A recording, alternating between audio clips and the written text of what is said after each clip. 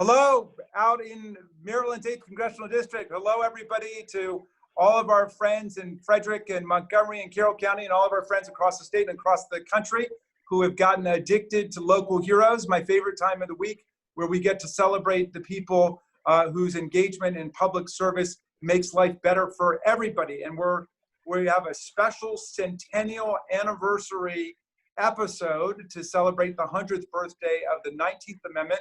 The great institutional legacy of the 19th Amendment was the League of Women Voters, which was founded that very same year. And so to celebrate all this, we have people from Montgomery and Frederick who've come to join us.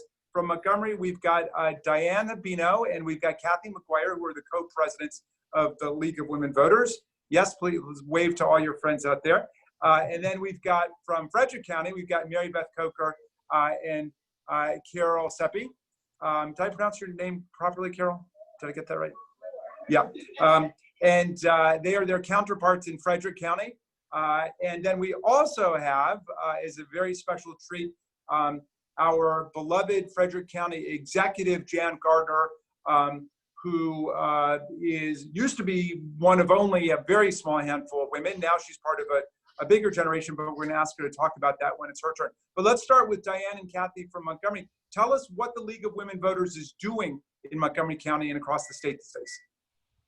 We are hard at work. We actually started out this year, 2020, with great hopes of celebrating our 100th birthday. And because the League, not only in Maryland, but the League in Montgomery County started in 1920. So 100 years of the League of Women Voters. Especially, we wanted to honor Lavinia Engel, who was one of the founders. But alas, because of the virus, we've had to postpone some of our special gatherings in person. But we still honor the work of those women by working as hard as we can, despite this virus, on the election that just passed in June and for the upcoming election in November.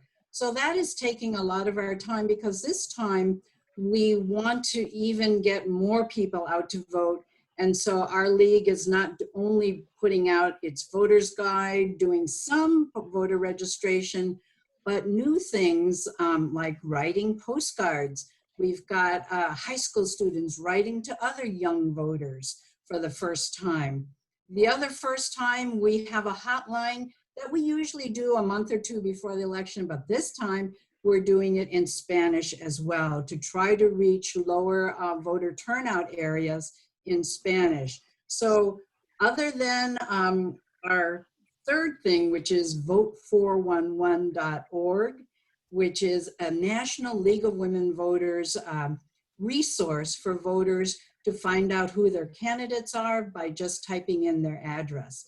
So we are hard at work, despite the fact that we're working under different conditions. And I'll let Kathy talk a little more. Right. I'm sorry, I can't hear you. You're mute. Forgive me, Kathy. I was just saying that you've got that beautiful sign behind you with the words "empowering voters, defending democracy," Right. which might seem to be kind of boilerplate in any other year. But in this election, those words have some real meaning. And so please tell us about what you're doing in the 2020 election to empower voters and defend democracy. There is so much. There are so many questions that are coming into the office. I just had to mute my phone because we had another voter calling in that are confused.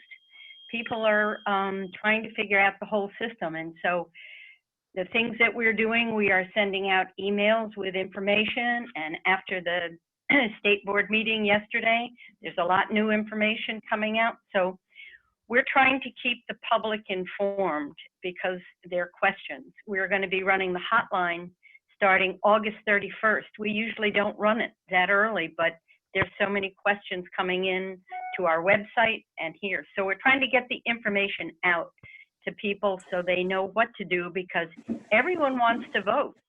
And we send out 68,000 copies of our voter's guide directly to voters. And we get thanked often for that, because many people use that to figure out who they're going to vote for the school board, or to look at the ballot questions. There are ballot questions in Montgomery County this year that deal with tax items that are going to be difficult.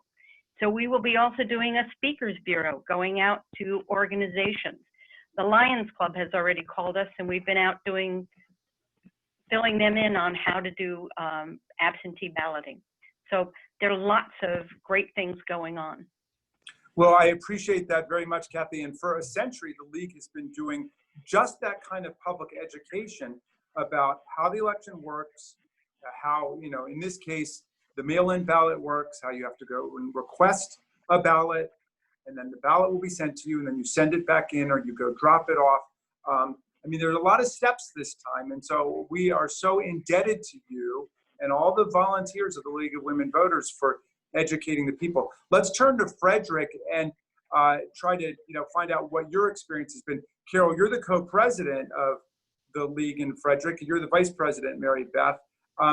Tell us how you're spending your time in this election season and what your work is all about. Well, we've been pretty active lately. We have a lot of virtual meetings, especially in the voter services. We've dedicated a lot of time trying to figure out how to have more people vote in this election.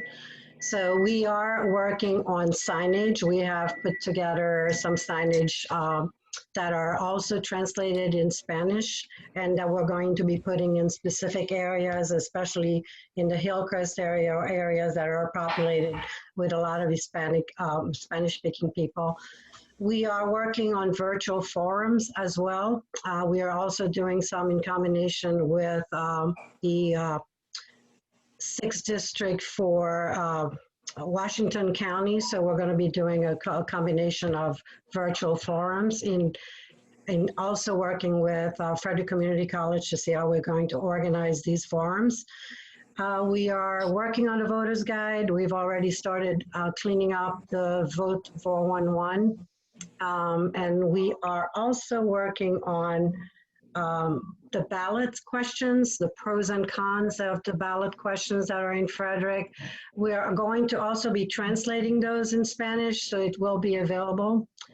We're trying to organize with different organizations in the area as well to help us promote the Vote 411, which is also available in Spanish, by the way. So one other thing that we're working on is a virtual coffee chat. We used to do an actual coffee chat where people would meet and gather, and now we're doing them virtually. We've had a couple of them with the city of Frederick, and we're working on another one for the 19th Amendment. I think that's the second Saturday in September. And we are working diligently to try to get more people to vote in this election. Yes, Mary Beth, how about you? Mary Beth, muted. Mary Beth, you need to unmute. Yeah, thank you. I'm sorry. Well, I have been very intimately involved with voter services in that my husband is in charge of them. And so we have been working diligently to find locations for 3 forums for Board of Education candidates, as well as legislative candidates, in order to keep the candidates and the people who will be doing the videotaping and moderating and so forth in a safe environment, and at the same time make it so that it can be projected to all of the voters that would be interested in Frederick and Washington counties. We're also looking to develop some public service announcements to be projected to the voters in Frederick County and Washington County as well, showing them how to access 411, where the voting locations will be that they can access. The challenges, of course, are the ones that everybody else is facing, in that the rules seem to be changing daily as to whether there will be drop boxes or not drop boxes, and you know, the early voting times and dates. And so just trying to keep current with I got a everything. question about that, Mary Beth. At what point do you just say, okay, we're going to accept the rules as they are, the policies as they are, and then we're going to give people directions about the best way to go vote? Like, at what point do you start telling people, okay, here's what it is? Yeah. The main message is now. Get out, start accessing, start applying for your absentee ballot now. Yeah. And so that you get it. You can do it online with your voter registration, your driver's Yes. license number, and so forth. And so that is a given. That's So we're you know, telling people now, main thing to so put out go there. online to the Board of Elections. Do you go to the state board or your county board? You can go to the state board. Go to the state board and you you can also- order, Mhm, and you order an absentee ballot. And correct. what we're telling people is to order the kind, not by email, but actual mailing it. So that way you can fill it out, you can send it back in, and it gets counted immediately. The problem with the email is that it might get counted later, right? Right.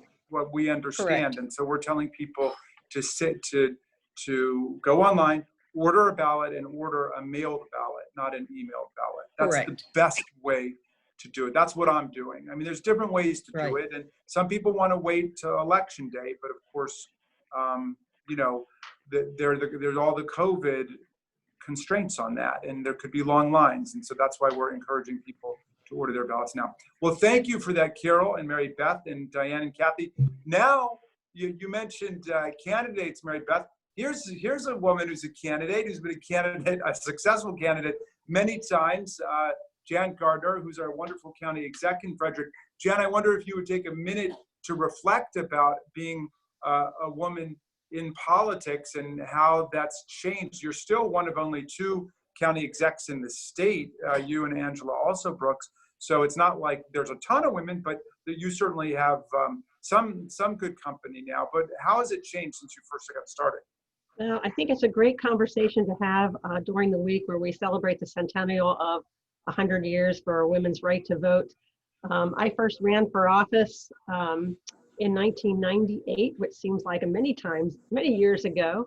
And when I was elected that year, I was not only just the only woman, but also the only Democrat on the Board of County Commissioners. So things have changed a lot over the last 20 years. But for most of my time in public office as a county commissioner, and I served 3 terms as a county commissioner and as president of the county commission, there really weren't any other women on the county council. For a short period of time, there was a woman who served and was elected as a county commissioner, but then she departed for a job in the private sector. And so now, as the first county executive and the first woman county executive in Frederick County, we have a woman who is the president of our county council. We have another council member who's a woman. We have multiple women in our state delegation, multiple women on the alderman of the city of Frederick. And we've had a woman as a mayor of city of Frederick, and we've had other municipalities with women. So I will say one of my favorite stories is from my time when I was president of the county commissioners between 2006 and 2010. I hosted a meeting with our state delegation members, and I was watching a replay of this meeting at home, and my husband said to me, "What is wrong with that picture?" And I said, "What are you talking about? What's wrong?" And he said, "Well, you're the only woman in the whole group."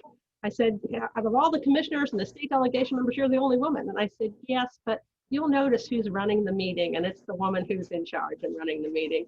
And that was always a great memory that I had in talking about it. But I do think there are more women running for office, so there are more women getting elected. And if we don't have more women running, obviously more women won't be elected. So I think women bring a lot to the table. We understand kitchen table issues and family issues, and that we really can do a great job as an elected official leading a county and a community, and or making public policy.